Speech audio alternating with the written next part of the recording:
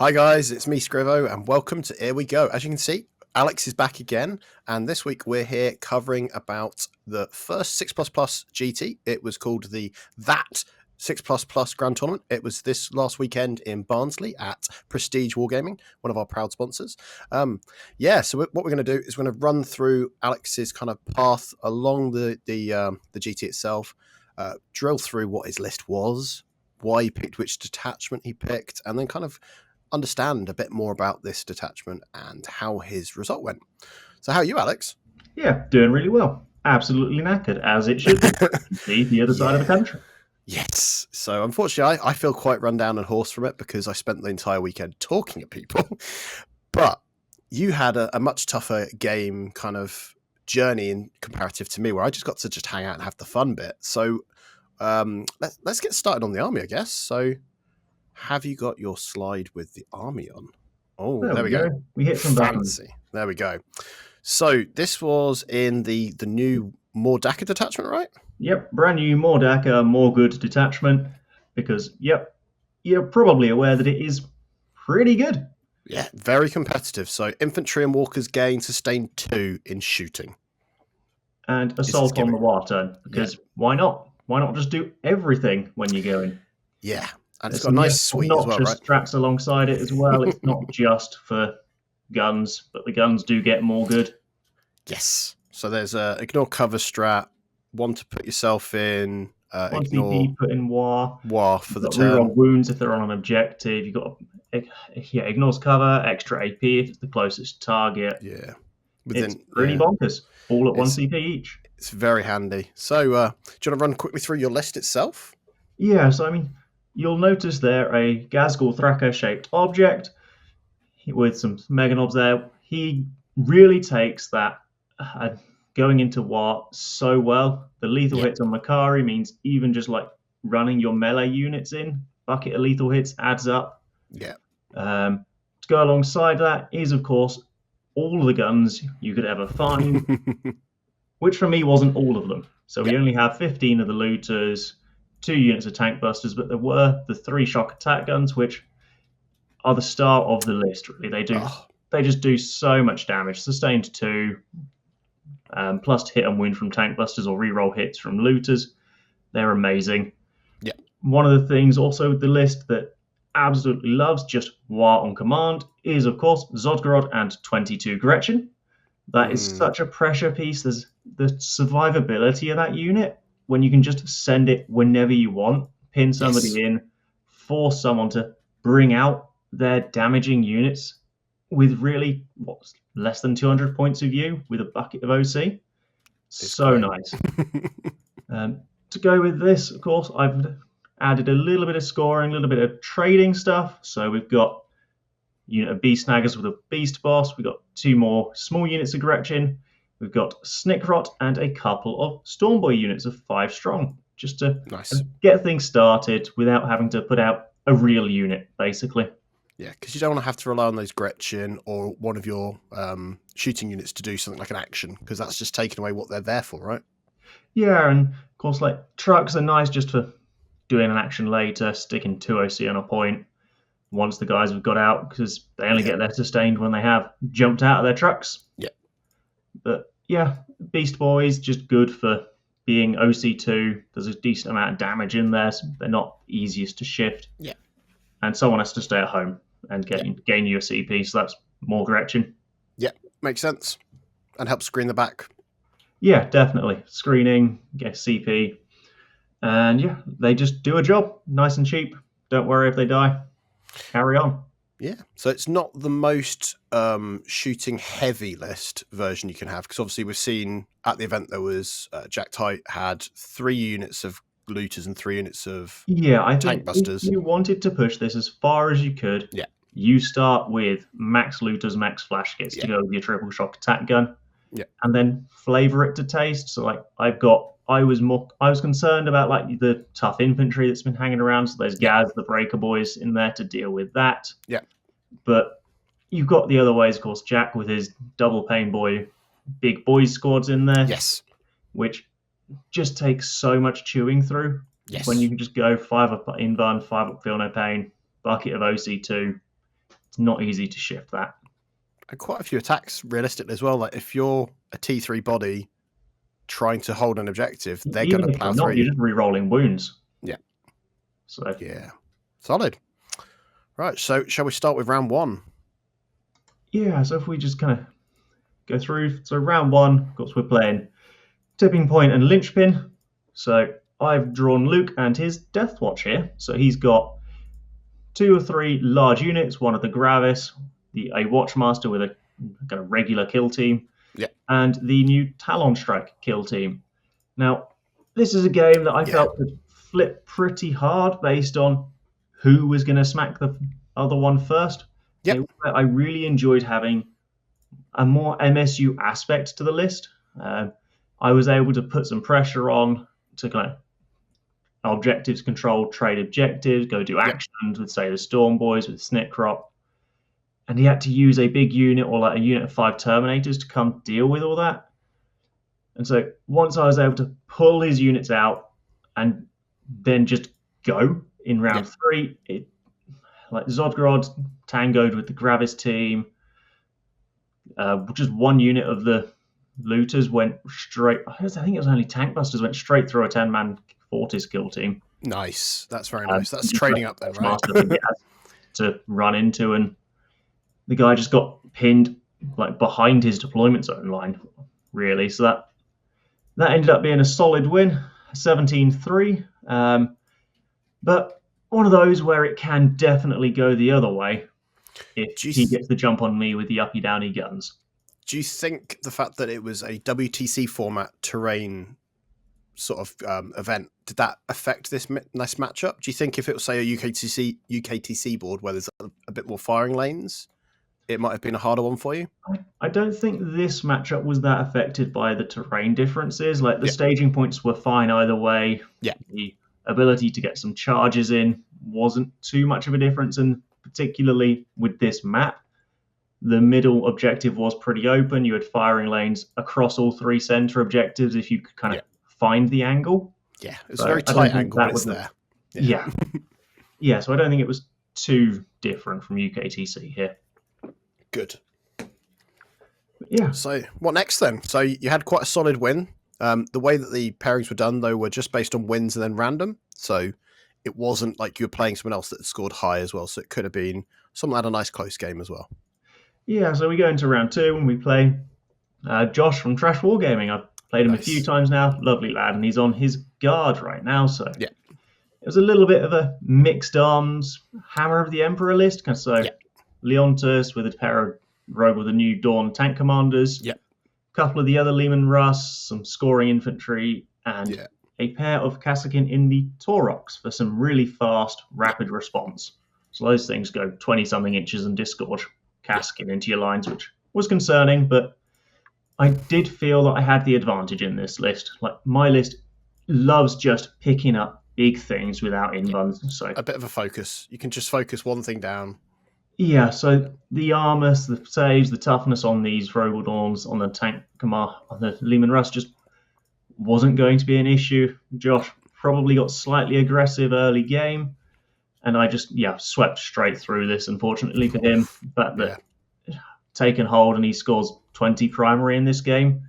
That's rough. That is rough. So there's 6 objectives to hold, and it was just a struggle for him to engage with my list. He tried, he pushed the Kassakin forward, but I picked those up from behind walls, force an engagement out, and just pick up his kind of scoring infantry. And at that point, I'm just going to run through the Rogal Dawns.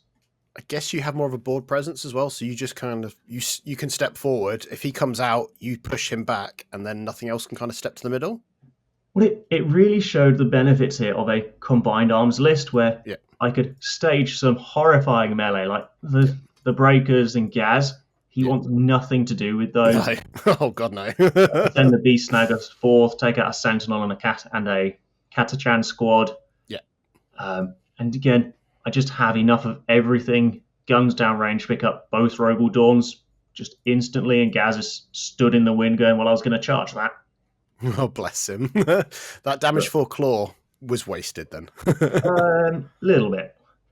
But no, so that just swung really hard. Josh took it well, but it did end up as a 19-1. He got himself to his 50 points. Yeah, nice. Very nice. And yeah, so the reward for that round 3, of course, is someone else doing pretty well, which is Ben Pierce, also of Trash Wargaming, who you will have seen on this channel. Yeah. Frodo Baggins himself. Right, so what was this like? Because he was playing Reaper's Wager? Yeah, he's doing his Reaper's Wager list, and where he's done really well recently. Yeah. Been taken out down to like RTTs, being unbeaten for a while, but elf lists do not like aggressive armies typically. No. Like, one of the things that they want to do is kind of trade individual pieces out, block you in, do with the movement shenanigans. So, like, again, we're playing Tipping Point, so there is options to get really quite close to him. It's it's Scorched Earth, so there's not too much pressure on the primary for him. To me, I can just hold my 2, and then just what I end up going for is, let's go. Yeah. Basically, I've got mine held down and just sweep straight into him. This is one where he went slightly too far forwards and gave me good options to charge with the kind of more melee aspect of my list. Like, I don't know that I actually did much shooting in here. It was just the melee ran straight through his army. Because your Zogrod unit is kind of like a better version of what his Beast Pack unit normally does. How did that kind of work out for you? Because that normally can help box someone in, right? So they kind of went around different sides of the list board. So we can pivoting around. So he's sent his Beast Pack down to try pick up Storm Boys and on my kind of left flank, and I had a low presence there, just trying to not good hiding spots. He sent that in, and an intervening breakable unit kind of halted that, and then eventually we took that out. But in return, Zodgrod's got a crazy fast move, the plus to hit and wound, hit a Scourge unit, a Void Weaver, and took out half a Mandrake unit on the go turn just for him, sort of thing. He's a scary guy. Yeah. Well, when pistols take out 5 of 6 wounds on a Void Weaver and only half the unit shot, it just demonstrates what sustained 2 and everything adds up to, even with like the trash shooting. It just accidentally picks things up. So in this matchup, I was a little concerned that he had a flyer that could kind of just get maybe some lines on things. How did you find this effective? Or was it kind of counterintuitive that you could see it so you could actually deal with it quicker? So because that was coming on turn 2, that was another reason for me just to get aggressive, give him too many problems that you can't just send the Scourge in, break open a truck, and then delete the unit inside with the plane. Yeah. Instead, he had to use the plane to try and trim Zodgrod's unit down, which was just about to sweep straight through his home field. Oh, gosh. That unit had already gone from my deployment zone to his expansion objective and was stood on there full health and required the plane to come down. I had Gaz on the center objective, and of course other units ready to pressure his other kind of my expansion objective. Like, he just had no space to work in. There was far too many units that he had guns and damage left to deal with, which meant that Zodgrod's unit is then half strength and the plane just gets almost picked up. I think I was unfortunate not to pick it up in an activation. Like, I've got such good range with, say, shock attack guns, looters, that it can't hide. And like you said, being the aircraft, being able to see into ruins is great, but also means you are just visible from almost anywhere on the table. And they're not small. It's made of paper. Yeah. So then after that hefty first day, did it let up for you? Was round 4 an easier pairing for you? Some might say that we have a nemesis here on this team, and he is also playing what I would consider probably the best version right now of this list. The most efficient, at least. Yeah. Of course, we are talking about Jack Tight, who... He's a pretty good player, isn't he, John? Yeah, he's pretty competent. He's quite often taking out events now. I've seen him going to a UKTC event and at least getting kind of close to winning one, if not. I think he has won a podium maybe, in the last year or so. So he's not small fry. Let's put it that way. No, and this kind of started day 2, where it's like I felt I suddenly had a huge list disadvantage. Yeah. So he's got, of course, the 40 boys with paying boys. He's got the Zodgrod himself. And yeah, this just really, I didn't have enough units. I didn't have enough guns. He had more guns than me. Yeah. I didn't have the OC to win that battle. We're playing Purge. I've got lots of like little MSUE units. Which is perfect for him, right? Well, it is in some ways. In others, actually, I can just sit on one and kill a unit and keep my primary ticking over, which kind of was the goal going in. I think I wasn't sure I was going to be able to win the game, but I was hoping to keep it close.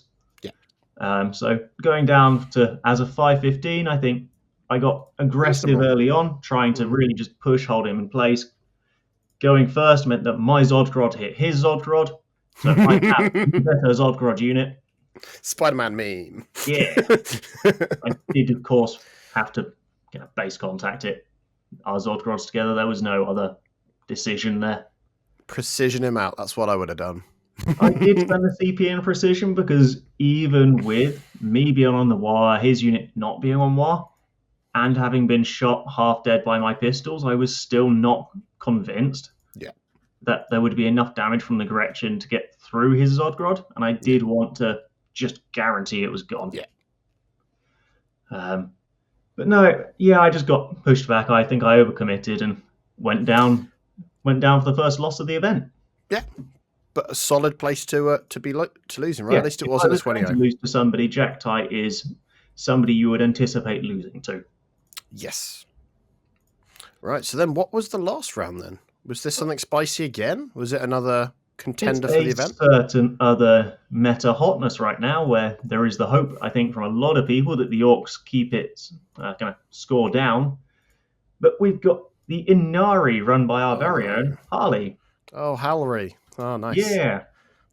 So he's running the Inari no transport version. Yeah. So lots of MSU units, some indirect, fight first Howling Banshees, and the source here was a bigger unit of Ivrain, the Vizark, and 10 Incubi, and then 6 Scatterbikes to just pick up all that horde as well. Yeah. Because he'd kind of twigged early on, he'd been chatting, and he knew he needed something to kill 20 strong ununits. That Zodgrod unit, he could not let it run. And of course, there's just a 20 boy blob as well. Anything. There's so much damage coming out of that scatter unit with the hit re-rolls, lethal hits as required to put a dent in most things.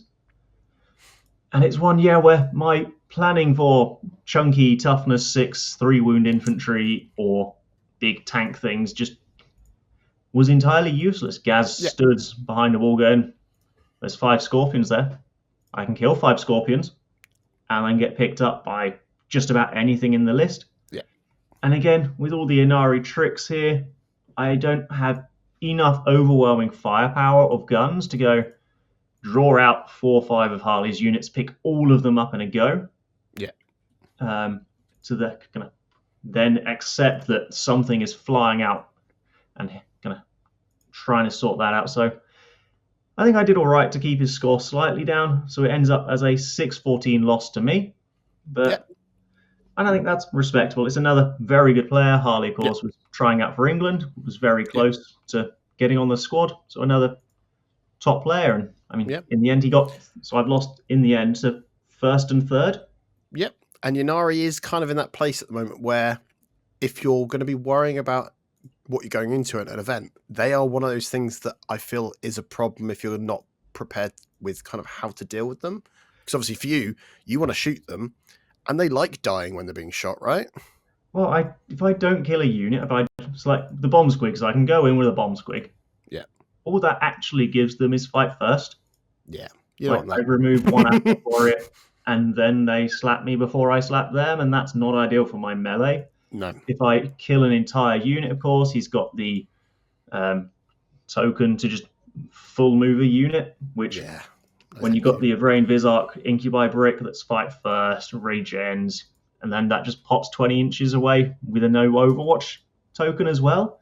Yeah, no, thank you. Charge. I mean, that's a problem. I have to understand that at any stage where I kill a unit, that can just happen.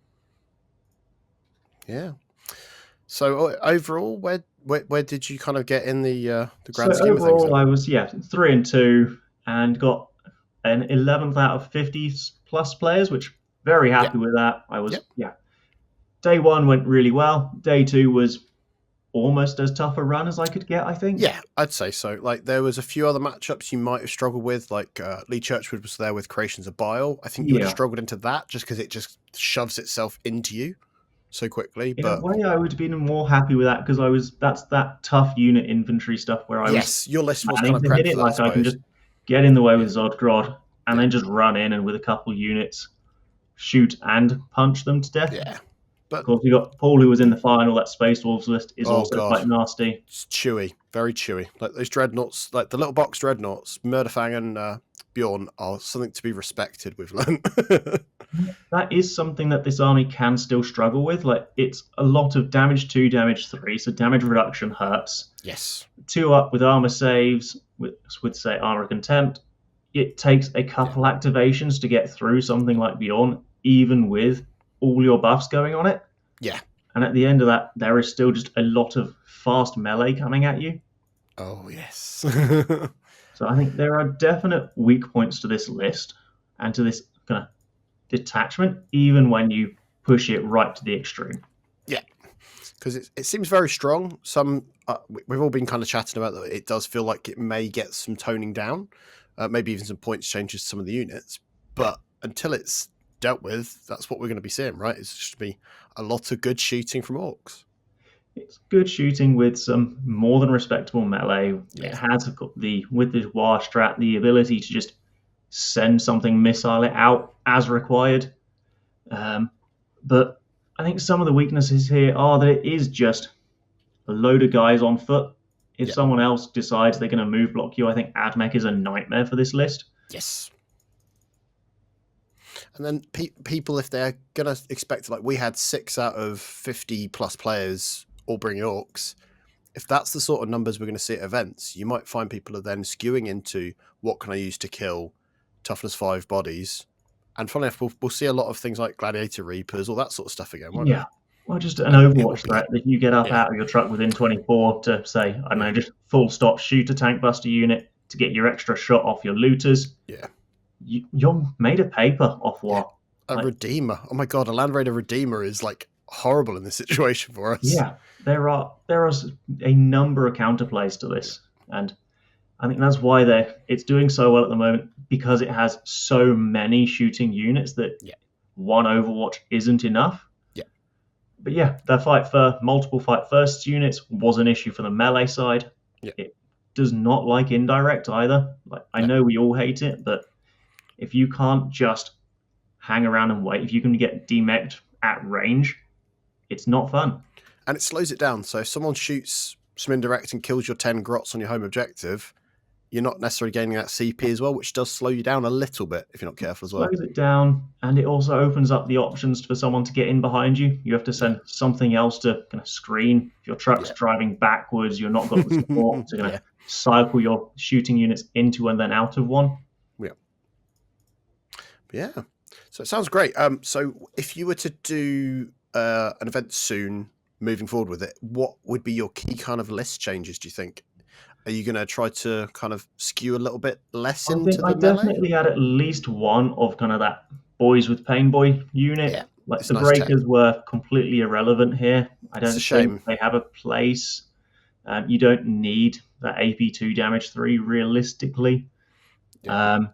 There is an argument that Gaz isn't necessary as well. That that one's interesting because he does offer a lot. He is very much a big punchy piece, but he's a lot of points. You get a lot by swapping him out to more Stodge and OC, which is I think what his list was missing. Yeah. Sounds good to me, man. So when's your next event for Orcs? Are we gonna have another catch up soon, do you think? Yeah, so I think I'm taking them to the 6++ Invitational. Cool. Which is the end of the month. So that'll be an RTT. Have some fun with that. Still deciding whether I push the list there to its max, use it as a full training session, or you do. Take it slightly easier. I do think I need the practice. Like this event, I went in with no games. We've got ITT on the horizon, so about 6 weeks' time. And so looking to iterate for that one and realistically, see if we do get an emergency patch. Yeah, so let's put our thinking caps on and let's get some reps in. Between us, we should be able to solve if we can kind of counter whatever they throw at us with these You are potential balance yourself changes. looking to Yes. play this as well. This is right Yeah. up your playstyle. So historically for me as an orc player in 8th edition, it was a bunch of shooting. So I had the looter sat in my garage, funnily enough, ready to go. So to me, this is me going back to my my roots. It's very fun. I filmed a battle report on the Friday before the event as well. So we've got a battle report of this. So More Dakka against the Lions of the Emperor, where I went and fought our fearless leader Chris. That should be up in like the next week or so. It's a very fun game and very silly. If you want to see what bubble chuckers can do to custodes, the answer is in that video. We don't I'm know. not going to spoil it. I'm not going to spoil it. We don't know. They don't know, but dice were rolled. Yeah, so many dice. But until next time, guys, thank you for tuning in. Of course, don't forget to hit the like button below. And if you're not a subscriber already and you've really enjoyed this, we do lots of content like this, featured around sort of specializing on factions, a lot of guides, and a lot of stuff just generally about the state of play, where it's just a nice thing to help you gauge what the competitive scene is like at the moment, especially with a slight UK skew perhaps as well. And then, of course, if you really like our stuff, you can become a YouTube member. It really helps us. It helps keep the lights on. As you can see, we've got nice big shiny lights on right now. But we do also do lots of YouTube member exclusive stuff. So we do at least a video extra a week, some stuff early. We've got some special stuff that's posted in our Discord as well for you guys. So, yeah, thank you guys. And until next time, see ya. Bye-bye.